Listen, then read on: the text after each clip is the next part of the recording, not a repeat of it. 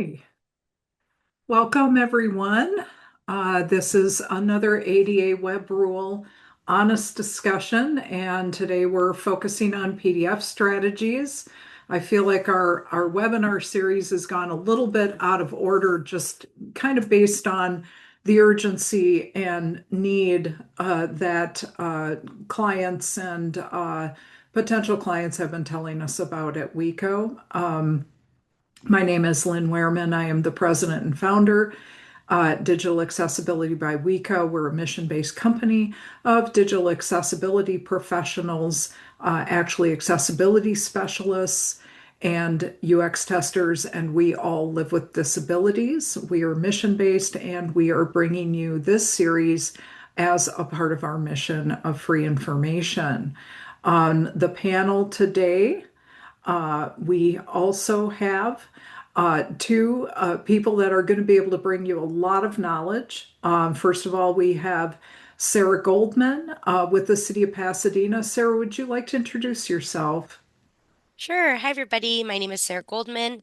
I work as the accessibility coordinator for the city of Pasadena. So, my job within the city is to make sure that all of our city departments, services, programs, facilities, everything that we do as local government is accessible to people with disabilities and that we're following the rules set by the federal, state, and local governments. Thanks, Sara. Also with us is Marisela Tavarez, and she is a part of our team here at WeCo as one of our accessible document specialists. Marisela, would you introduce yourself?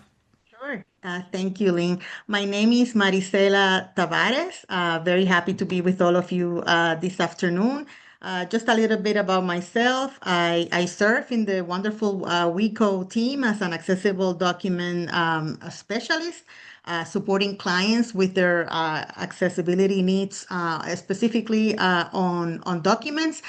Before that, I served 17 years in the Department of Transportation Federal Highway Administration, and I served the last 5, 6 years there as the web and Section 508 manager for the Office of Infrastructure, where we produce hundreds of deliverables per year, and it was my responsibility that everything was Section 508 conformant before publishing and distributing internally to staff. I am an accessible document specialist certified by the International Association of Accessibility Professionals and also at the DHS Trusted Tester. So again, very happy to be with all of you this afternoon. Well, Marisol, we're going to start with you for a little bit of background, but I also found it interesting to learn that, am I correct that you were a bridge engineer?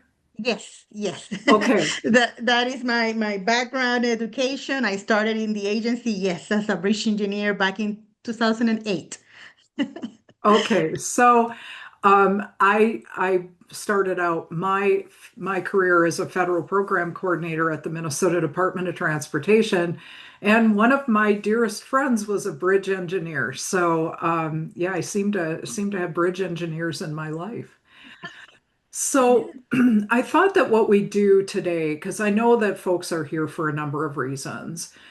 Many of us are working with numerous people in our agencies that create PDFs. I often say create PDFs at a drop of a hat.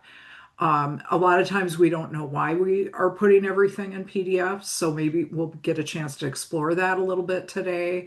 But we're also going to talk about how and when documents might be able to be archived. So we'd be trying to touch on that, when an HTML version might be more appropriate. And then also we're going to talk about tools and strategies and really determining, which of those are going to yield the best results for accessibility, but also to make sure that we're doing legal due diligence and that our agencies are staying out of trouble. Of course. So Marisela, I'd like to call on you to just explain the fundamentals of document accessibility. There may be people in the room to whom this is very new. Yeah, no, absolutely. I guess in a nutshell, document accessibility is making the document perceivable, understandable, that people are able to navigate and interact with the content no matter their abilities. And we want to make sure that people with disabilities are able to interact with that document content in the same way and provide the same experience that people without disabilities are able to interact with that document content. The way we do that is by providing structure to our documents. And the way, in particular, in PDF that we do that is by tagging the content with semantic tags that provide the meaning of that content to the screen reader user in this case. And we provide tags for headings, for lists, for tables, and we organize those tags in a way that provide a logical reading order to someone using assistive technology to go through that content. Just a little bit more of things that we need to keep in mind about document accessibility is whenever we are using non-text content like images and graphs, we need to provide alternative descriptions also for that.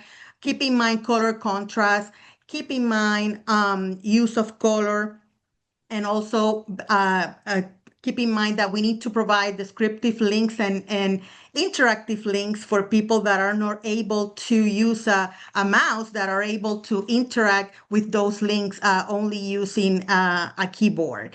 Again, just provide a structure to that document. In this case, now that we're concentrating on PDF, so people can interact the same way and provide the same user experience for people with disabilities. I'm going to jump in and add an explanation that if you've ever been to any of the talks I've given, you've probably heard.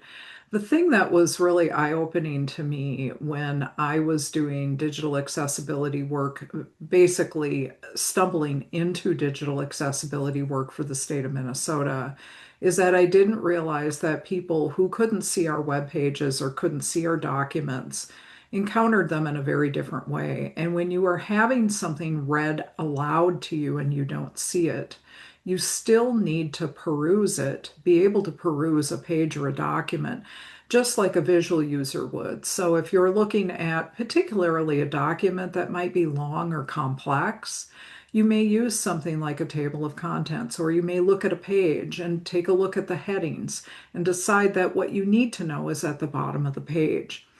So without semantic headings identified, bullet lists properly identified in a document, someone using screen reader technology will have to listen to an entire page being read out to them to find something that might be perhaps at the bottom.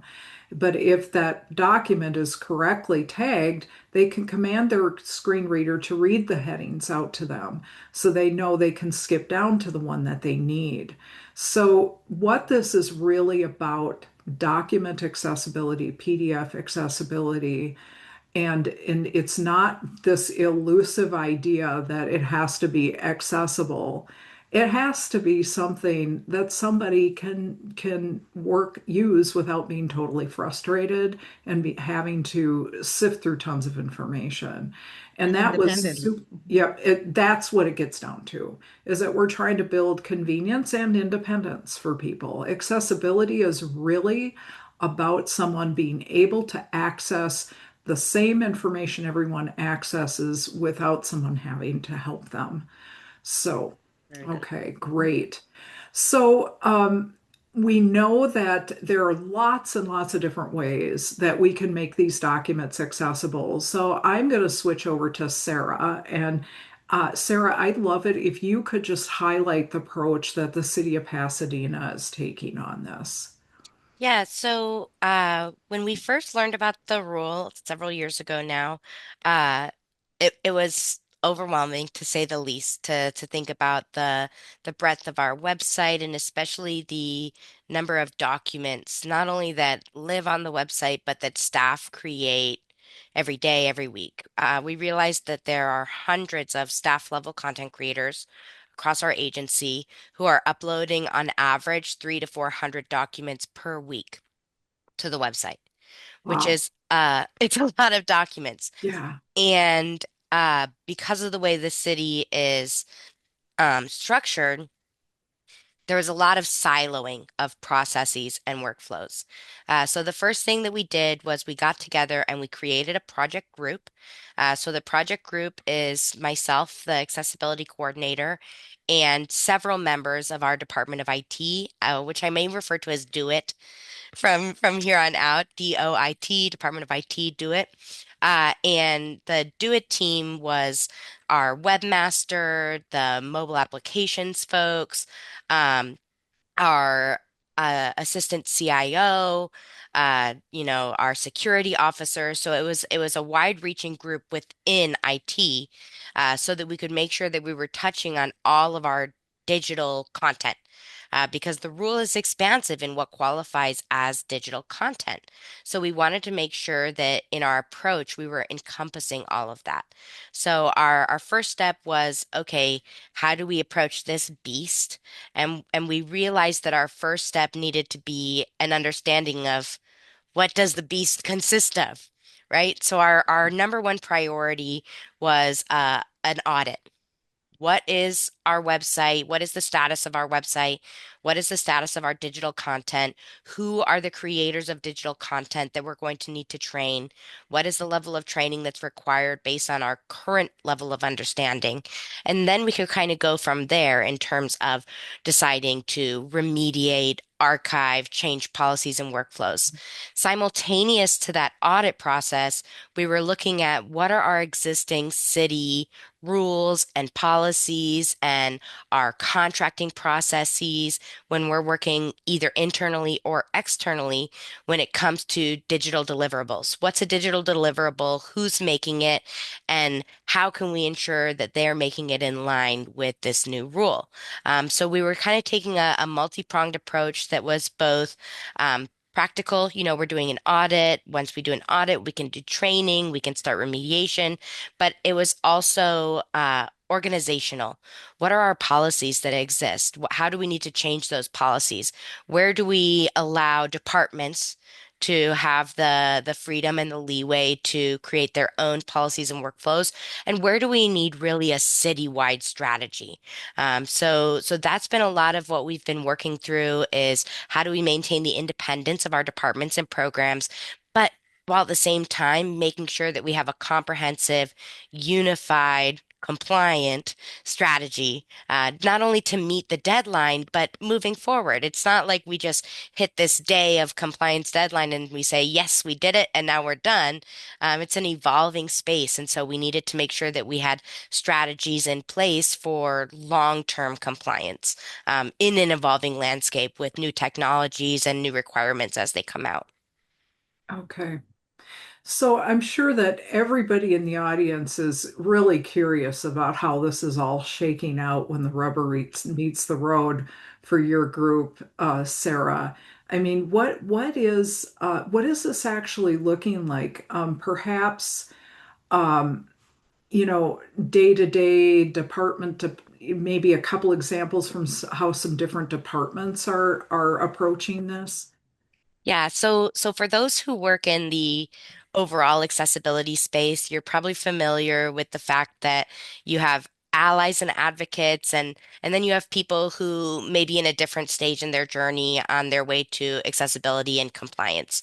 And it's the same for this web compliance. There are some people who are really interested in the nitty-gritty of the technical requirements. They want to learn all the building blocks. They want to attend every training. And there are some people who are very frightened because they're accustomed to doing things in a certain way, and they think that they're going to have to change the way they're doing things, that it's going to take them time or money or frustration and effort that they don't have the capacity for. And then there's people that fall somewhere in the middle. They're like, okay, I got to do this, whatever their motivation is, whether that's being an ally or an advocate, whether that's a fear of non-compliance or the risk and liability associated with that non-compliance, uh, whether it's the stick or the carrot. I'll work with whoever you are, wherever you need that. And so I've been working on in my capacity, identifying, okay, who are our departments that need this higher level technical training and they need all the resources. Great. I can just hand that to them, and they're off to the races, right?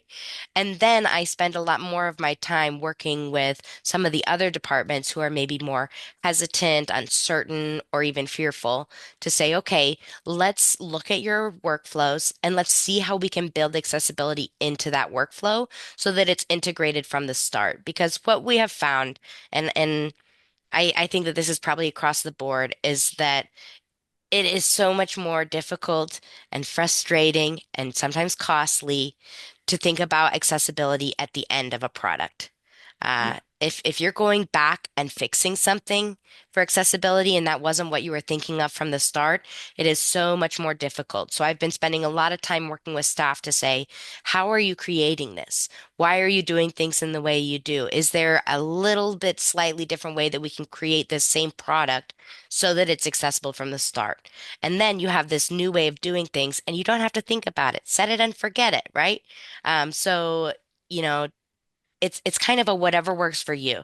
And I'm happy to meet you where you are as far as staff, but it does require a lot of creativity, patience, and understanding, and really recognizing that this may come naturally to some people. It may be high priority for some people, and it may not for others. And that's okay. But at the end of the day, it's all of our responsibility. Compliance is a requirement for everyone. So we all have to get there, regardless of where you start. Yeah, and it is so true. And I think that one of the biggest issues that agencies grapple with is first of all, they start to question, why are we creating all these PDFs? An early client that we had was so troubled by this. They were an insurance provider that they actually hired us to do what I now call a PDF intervention. And I literally just got into a virtual conference room with a group of people that were generating a lot of PDFs. It was their design publishing department, and they were really nervous about, you're going to make us give up our PDFs. And we just sat and talked about why. What are we, why do they need to be PDFs? What are we using them for? And what it boiled down to is one person in the room said, because that's how we get all our brochures printed. And as soon as they realized that the publishing design people were creating these to go out to publishers for printing and then sending them over to the web developers said, great, we'll just put it all into HTML. And it was over. And it's a lot of times we don't understand why we're doing something.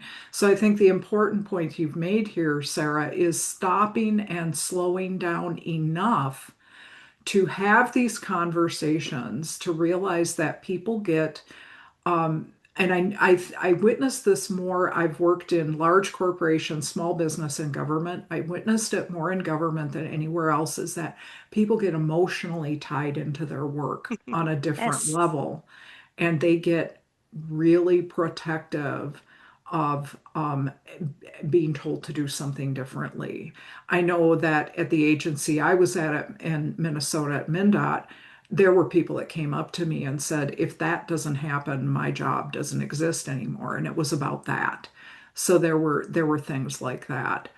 But that's I think a really important point.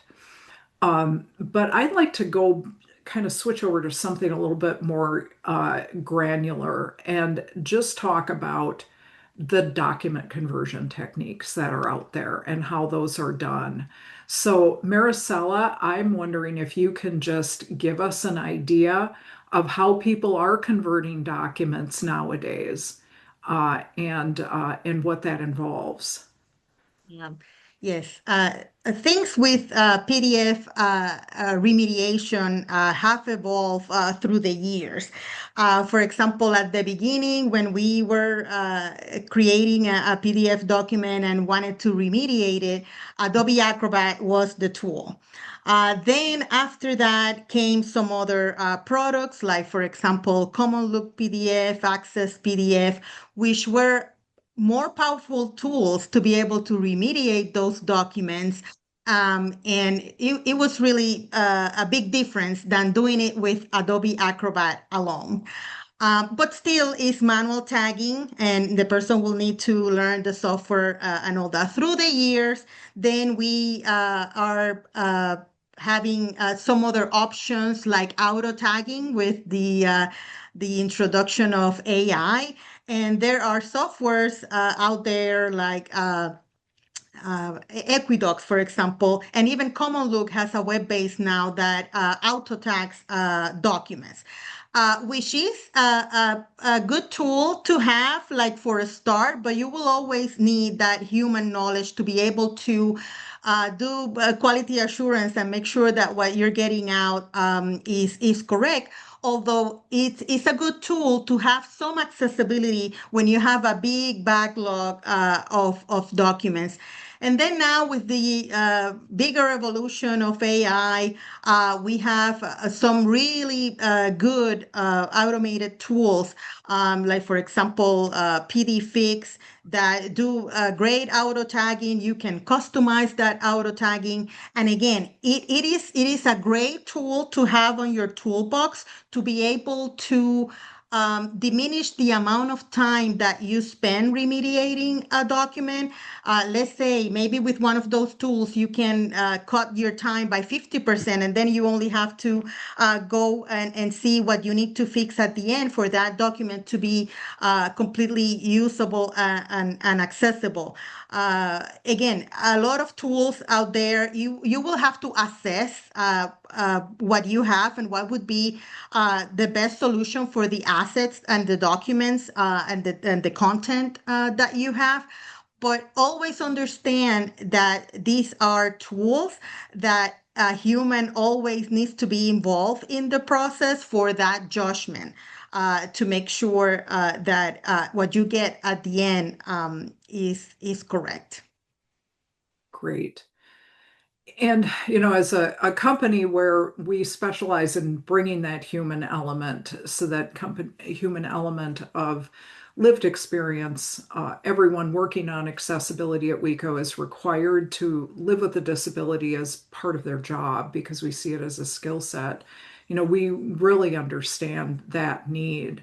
But the reality, bring all of this has to bump into reality. And back in 2009, when I was working on what we estimated to be about 10,000 inaccessible documents on the Department of Transportation website, with a group of 30 people that I trained in native document accessibility. And because everything in the agency pretty much in those days was based on Word, we were getting into native documents and then converting them in the end.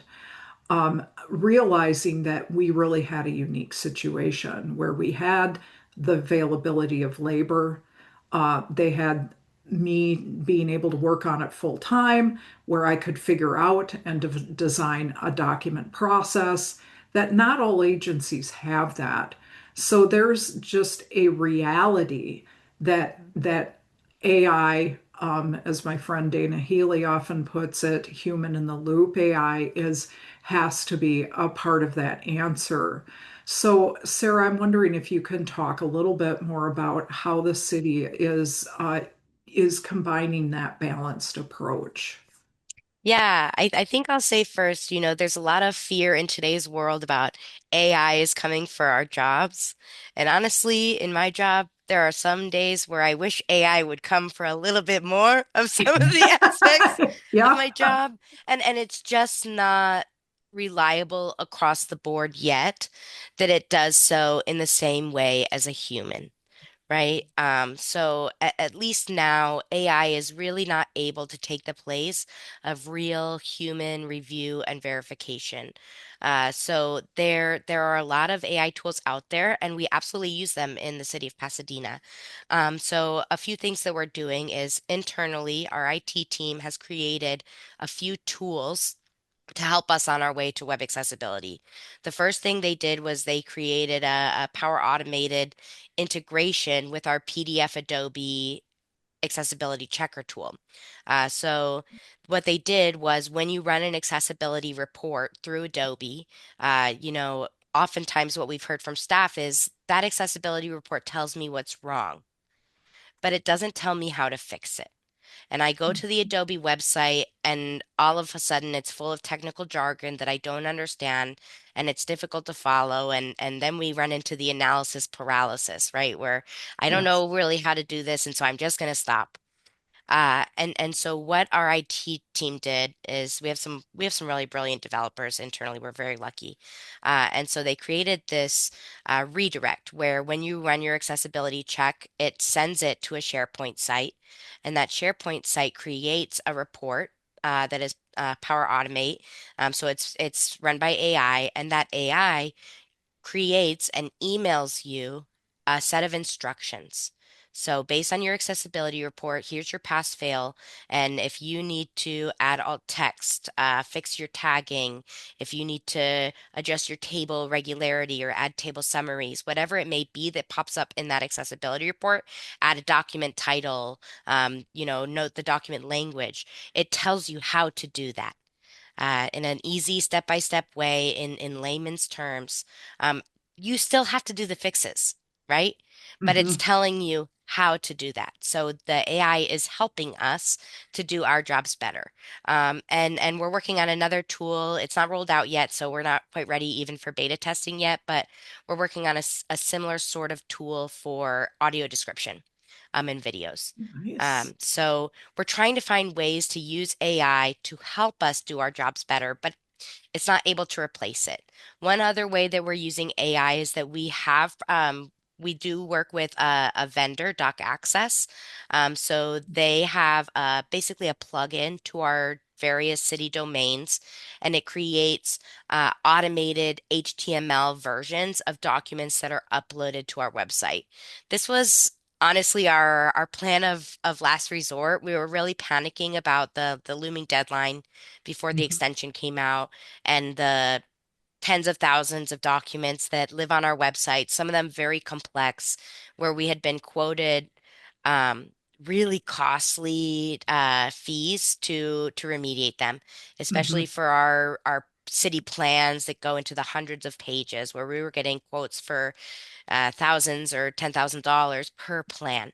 And our departments just didn't have the funding allocated in this funding cycle to be able to cover those costs. So in order to meet the deadline, we decided, okay, we're going to go with this automated remediation vendor. And so Doc Access, whenever you click on a PDF, there's a toggle button that allows you to toggle over to an automated HTML version of a PDF that's been uploaded to our website.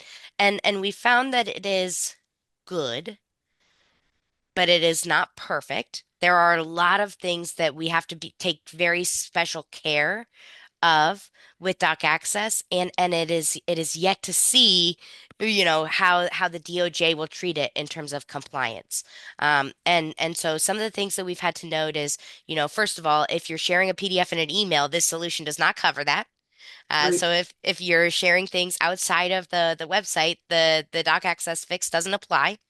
And even if you're sharing links from our website, you have to take special care to share that doc access link, which we can do as staff internally. Sure, we can direct staff to share only the doc access link to ensure that an accessible version is shared. But when members of the public are sharing with each other or members of the press, Mhm. we cannot be sure that they are going to be sharing the correct link.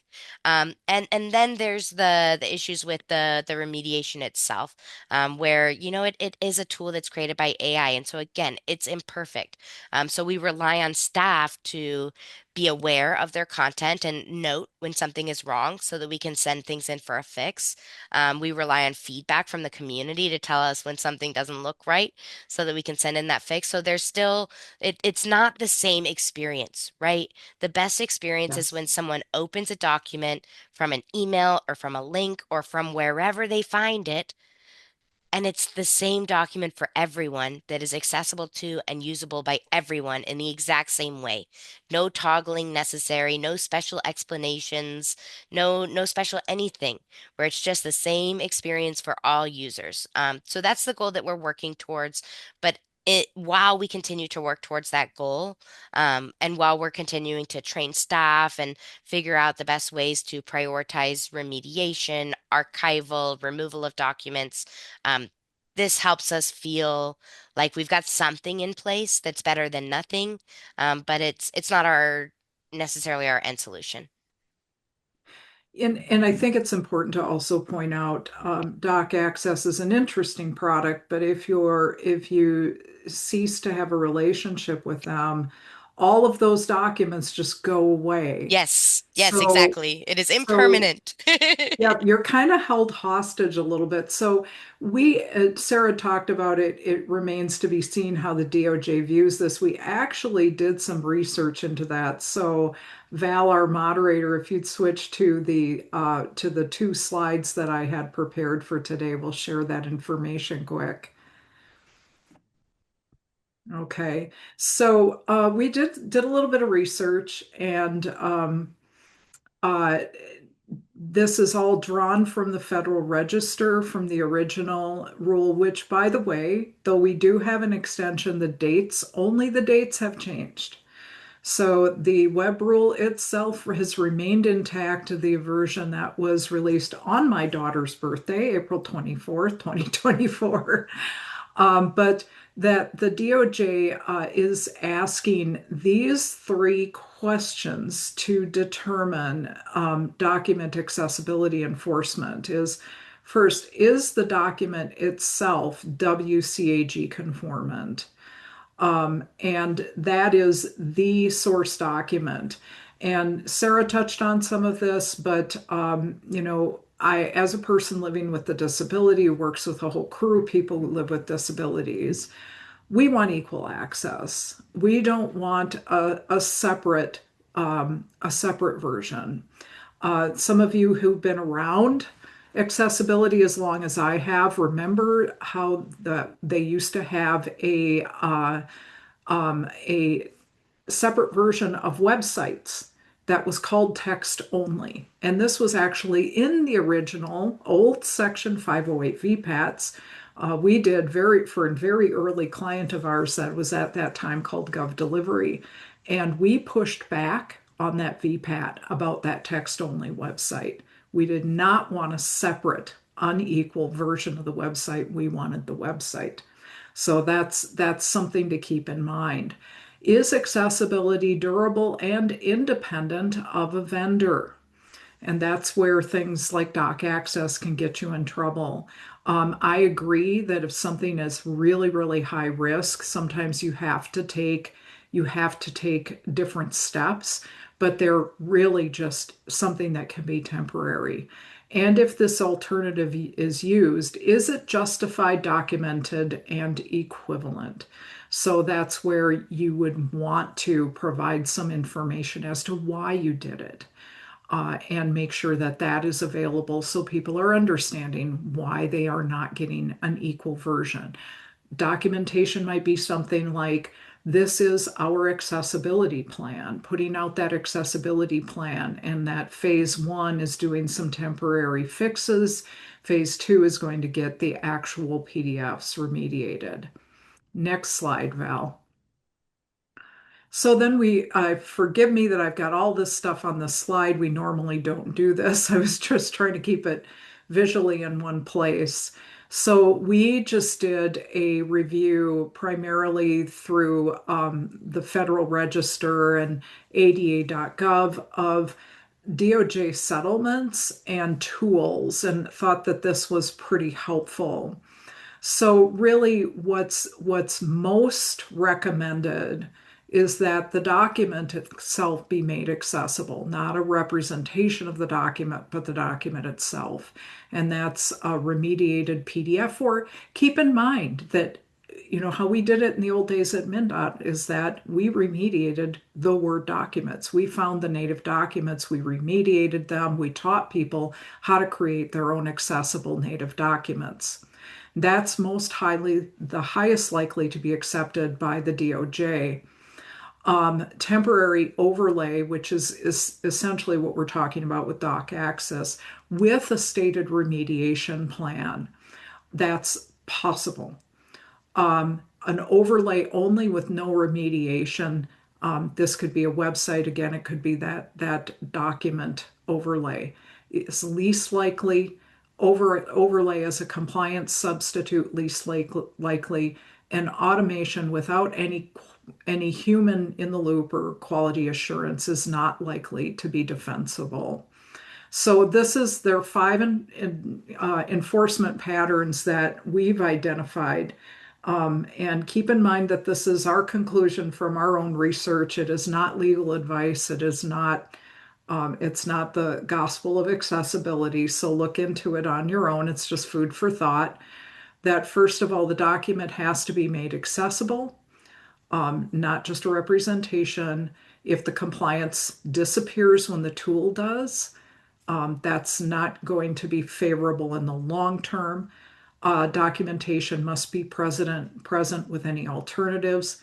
New content is going to be held to a higher standard than the content that was created before the release of the web rule.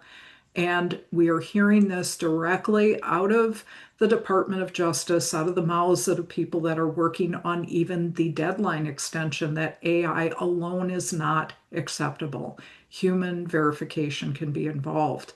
And while organizations like ours do that verification, I cannot stress enough that you can train your people to do verification as well. That is really possible, and making it a part of the everyday job is really crucial.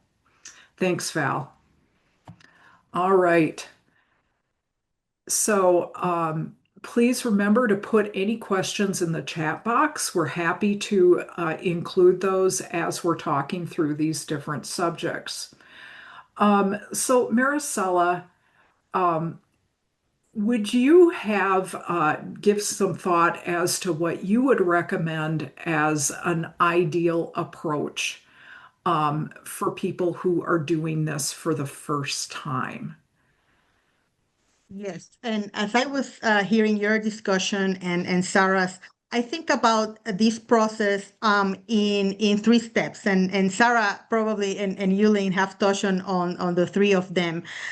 First, the a baseline. Understand really where we are, all our documents, and decide which ones we're going to archive and the ones that we need to then work on. So that baseline really gives you where you are and where you need to be. Then all these tools that we have been discussing is, for me, is the stage of catching up. And we have these tools that we can use. We can use, like we have discussing, like doc access, which is a HTML conversion, or any auto tagging tools that are out there. But that would be to catch up, because and most of the agencies are in this place that we have a big backlog of documents. But the most important part would be the keep up part, the phase where we need to realize that we will not like to be catching up all the time. We need to think about how we can improve our workflows to be able to keep up with everything and not having to rely in all these remediation. Like, for example, we are talking about creating accessible documents from the start, and this authoring accessibly approach will really help organizations, maybe not at this point, because again, there's a lot of backlog, but from now to in the future, 2 or 3 years from now, you will see that difference in your documents if you take that approach of authoring accessibly. And then organizations, as they move through these stages, depending on their resources, the first thing I would say is getting that leadership buy-in. That's very important in all this process, because when things are coming from the top to bottom, is definitely a lot better to allocate resources and all that. Then, if you have the resources, having a vendor that will have that expertise to be able to hold your hand through the process and being able to help you with your goals. that would be ideal. And then redesigning your templates, your source documents to be able then to be on a better place in the future. But when you have limited resources, that's when prioritization comes to play, and then concentrating on high impact documents, and also employ these solutions that we have talked about, just to provide some sort of accessibility, because some accessibility is better than none, but not think about keeping that temporary approach forever, but just to use it temporarily, and then move to a sustainable workflow that you are consistently producing accessible documents, that the level of remediation and perhaps the need of these tools are not going to be that necessary. One of the things that we did a couple of videos, we're about to release free videos on how small governments and large governments should best utilize this extension of the ADA web rule deadline. And for both, we put in there that purchasing something accessible, like purchasing a website in which the web creator actually understands accessibility and doesn't recommend putting an overlay on it, that is gets you way farther ahead than having to remediate later. And that's exactly it, is that it's the remediation process that eats up all the time. So, Sara, my question for you is, who gets the training? Who gets to know how to do this? You're in this big organization with all kinds of silos, and how does that get figured out? Yeah, that's actually been a big part of our deliberations. We have thousands of employees here in the city of Pasadena, about 2,000 employees, and uh, my first answer is everyone. So all of our staff need to be aware of this requirement of the individual responsibility under the ADA and other relevant laws for accessibility. They need to be aware because even if they're not the webmaster, even if they're not the public information officer or coordinator, they probably to some extent work with providing information to the public, and probably to some extent providing information to the public online. So everyone has to have a base level of awareness. Then we move up, right? So then we have our content creators, people who are making agendas, reports, flyers, social media posts, surveys, plans, and they're actually creating this content. And they may not be the ones who are putting it on the website or anything like that, but they're making it, right? They're in Word, they're in PowerPoint, they're in InDesign and Canva. Ooh, Canva. And they're creating this content. And so they need to have a good idea of what are the building blocks of an original accessible document? How do I need to select fonts, color contrast? How do I use the tools within the platform or the software that I'm using to author this content to make it accessible from the start? That is really important because then we go to the next level up, which is, for the most part, public information coordinators. They are the ones who are posting things to the website or pushing out press releases or making social media posts, but they often don't create that content. Right? Someone else has authored that content and they are then responsible for doing it. So they need to know, yes, those building blocks. They additionally need to know remediation. So they need a little bit of a higher level because they might need to know not only how to create it, but how to fix it or how to work with someone who's that original author to fix it. So we're moving up the chain, and then we have our staff who have like web authoring skills. So this is mostly within our Department of IT, and they really need to know the robustness part of the WCAG rule. They need to know how to make sure that the building blocks of our website, so when we are building that HTML form or that HTML page, what makes it accessible when you're building out a website itself. And they also help us with vendor selection. So if we're signing on to a new software or a new vendor, what are we looking for them to be able to do to make something accessible and to prove to us that they can do it? And how do we verify once they gave us an end product that they've actually followed through on that promise? Because there are plenty of vendors and contractors who are willing to check off a box and say, yes, we'll be accessible. And Right. they maybe don't even know what that means or what it entails. So we still need to verify that anyone who's doing work on our behalf is actually doing so in line with the standards that we have set. So everybody, but to varying degrees, needs training. And so some of that training we can do in-house. A lot of it, there are tons of resources online where you can do self-paced, self-led training, but there's some of it that is just above our internal pay grade, and we need to bring in outside help to be able to do that training as well. And I think it's important, the point you made about leadership really needs to understand this because they need to understand what resources have to be allocated. And, and I know that this is going to be my soapbox this year because I see this happening with small governments all the time, where there are these large organizations that create government websites.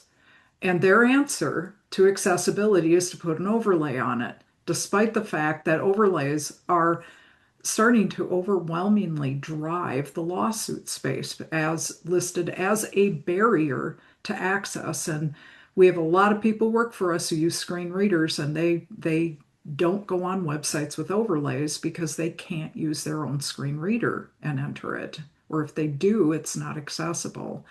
But I think that that's so important to understand that leadership has to know to be able to allocate resources, that everybody, particularly people involved in procurement, in vetting RFPs, have to understand it because you are going to run into so many vendors that are simply not taking the time to learn this. Yeah. The space to them has always been one way. And I understand this because when our company was formed 15 years ago, I had the bright idea of going to web development companies and thinking that we were helping them out and that we could partner with them and you could have the cutting edge. And we promptly had the door slammed in our faces of don't tell us we're doing something wrong. So it's a cultural change within that creative world that has to happen. Um, I'm just going to jump back. Oh, Kate asked what an accessibility overlay is. An accessibility overlay is essentially a piece of code that lays on top of a website.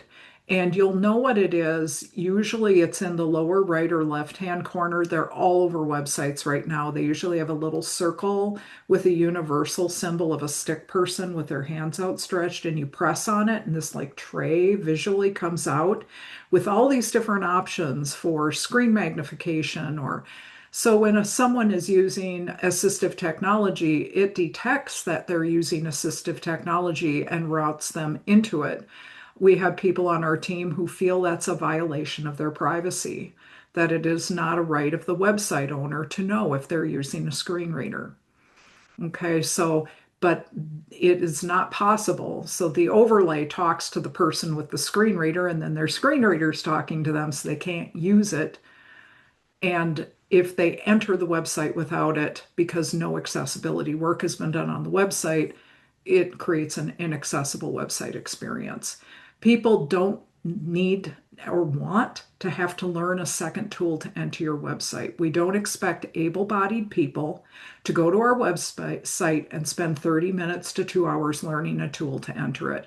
But for some reason, we expect people with disabilities to do that. It's just some food for thought.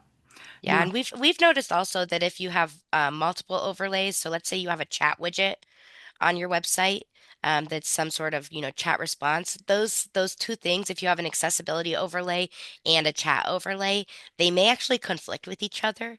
So it can cause other downstream impacts as well if you're trying to rely overly on multiple overlays. Great point. Just going to hop back to one that our moderator Val put in. Sara would love for you to elaborate on the Canva comment, since so many people are using that tool for document creation these days. Yeah, sure. So, you know, Canva, Canva is amazing. I love Canva. It's so great. It gives you a lot of independence in being able to create content that is fun and creative and aligns with your brand and style goals. But in terms of platform accessibility, I would say Canva is a work in progress.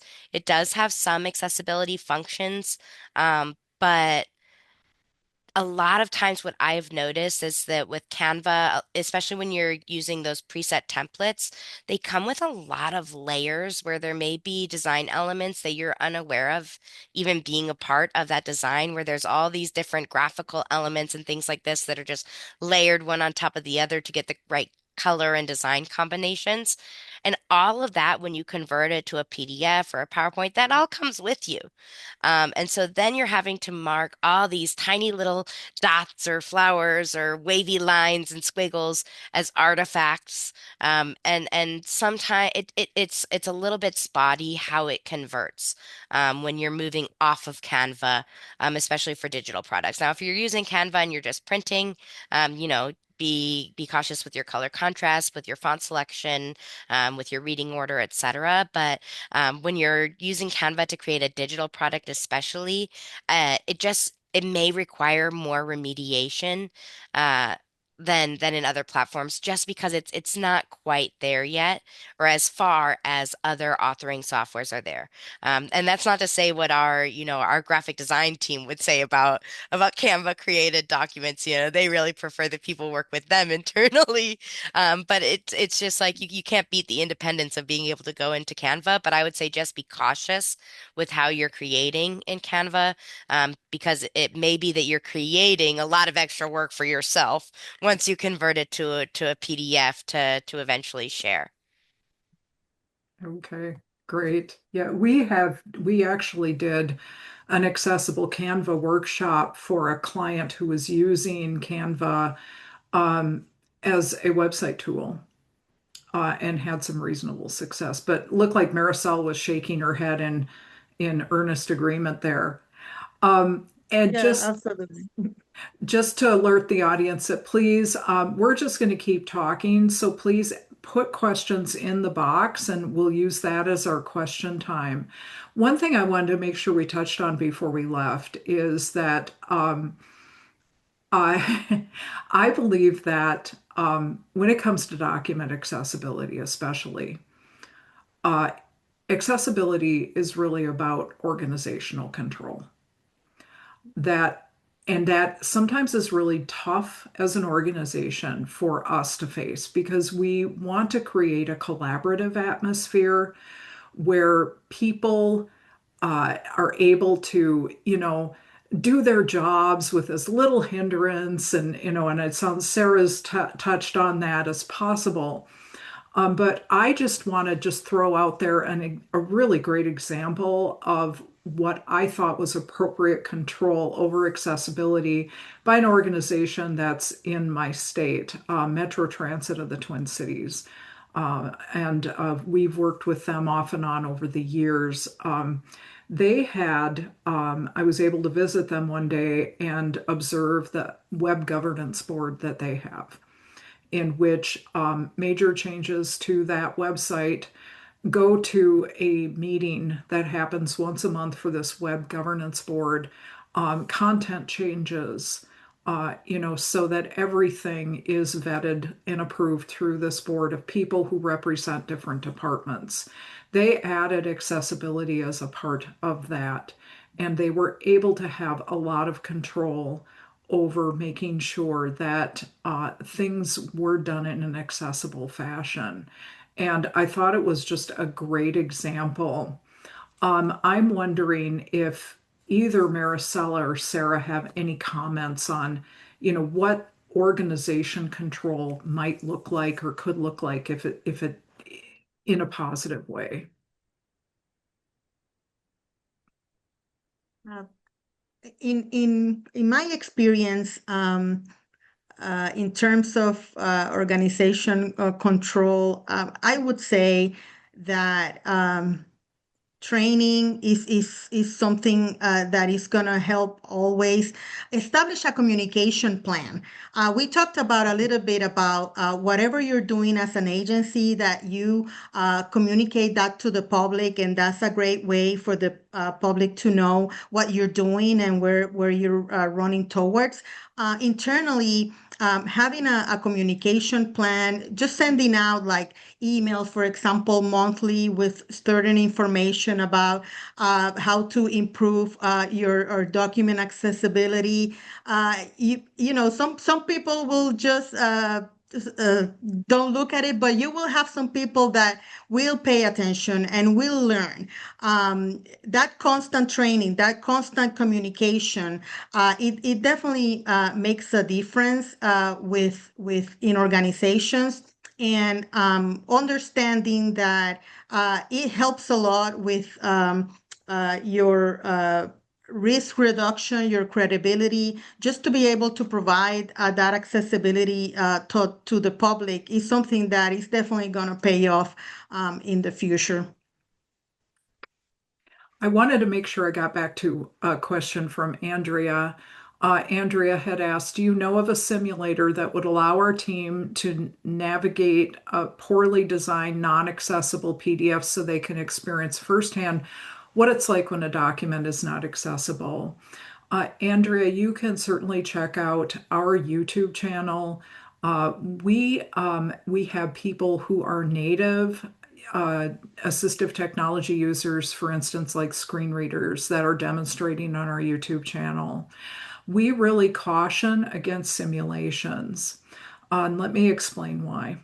What you are simulating, for instance, is it advisable for people to, for instance, use screen readers to test their work? Sure, you're going to learn some things and catch some things, but are you going to turn off your computer screen and simply listen to the screen reader and navigate that way?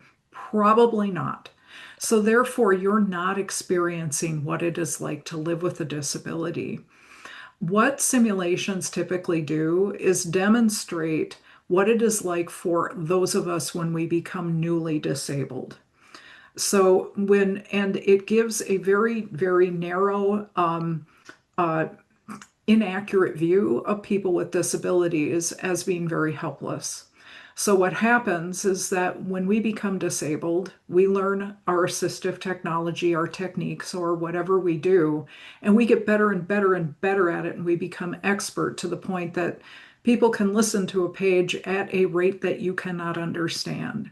So, their experience will never, ever be the same. Your simulation will never actually truly simulate what it's like to live with a disability unless you live with one. That's why we recommend that you look to people who live with disabilities and ask them to show you what they experience.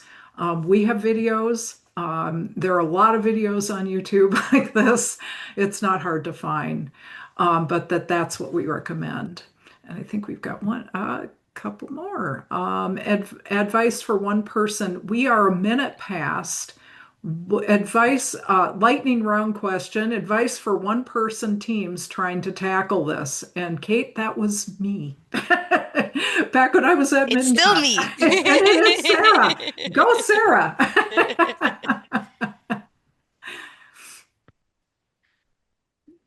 So I mean, I can jump in. So Yeah. I'm in office of one. I'm the only accessibility coordinator in the city. I'm the only person that it's my job title, but I emphasize to everyone that it's all of our responsibilities.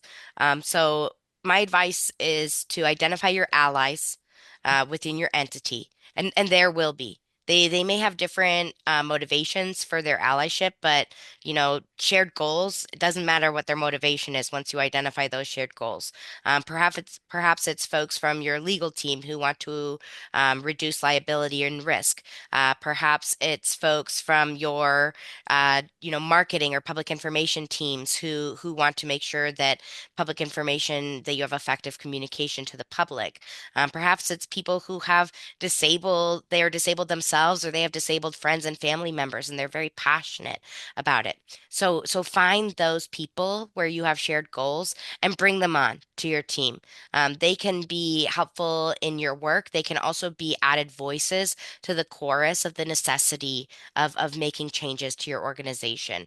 So I would say, even though it may be just you whose job it is to do this, there are probably lots of people within your entity who care. So find who those people are and recruit them to your cause. And I know we're at the end, but Kate, we are about to release a video in the next week on how small organizations and teams of one can take advantage of the extended deadline. And so we'll give you that video, which gives you a list of about 8 things. The first one is don't take on too much. It's give yourself permission to be able to prioritize and focus on what you can actually accomplish. And having been the only person in an agency of 5,000 people that knew how to convert documents, and I often have told this story, so I apologize if you've heard it, but having the Complete Streets legislative study, which was thousands of pages, dumped on my desk the day before it was to be released to the public. I feel your pain, but you can develop a plan and have control. So, all right. Well, I think we're 3 minutes after. I just want to thank Sara Goldman, Accessibility Coordinator for the City of Pasadena, Marisela Tavarez, who is an IAP, Accessible Document Specialist, part of the WeCo document team, for being here, and everybody for asking such good questions. This will be released out in video shortly, so you can send it to others. Thanks so much and have a great afternoon. Thanks, everyone. Thank you. Bye, you too. Bye Thank you. bye.